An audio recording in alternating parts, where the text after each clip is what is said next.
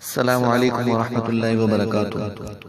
کسی نے سوال کیا ہے کہ کیا رمضان المبارک کی خبر دینا سب سے پہلے اس کے بارے میں کوئی فضیلت ہے؟ عام طور پر حدیث بیان کی جاتی ہے، میسیج آتا ہے واٹس ایپ پر، فیس بک پر اور مختلف سوشل میڈیاز پر، اور میسیج کے ذریعے سے بھی یہ پیغام آتا ہے کہ جو شخص رمضان المبارک کی سب سے پہلے خبر دے گا تو اس کے لیے جنت واجب ہو جائے گی، جہنم حرام ہو جائے گی۔ اس قسم کے میسیجز آتے ہیں، تو اس کے بارے میں جواب یہ ہے کہ اس طرح کی کوئی بھی حدیث نہیں ہے۔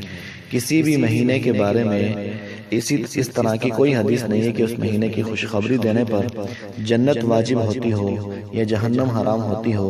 اس قسم کی کوئی بھی حدیث نہیں ہے، بلکہ یہ جھوٹ اور افتراء ہے۔ اور حدیث پاک میں آتا ہے، نبی پاک صلی اللہ علیہ وسلم نے فرمایا، من کذب علی متعمدا فلیتبوأ مقعدہ من النار، جو جان بوجھ کر میرے بارے میں کوئی غلط بات منسوب کرے گا، جھوٹی بات منسوب کرے گا، تو وہ اپنا ٹھکانہ جہنم میں بنا لے۔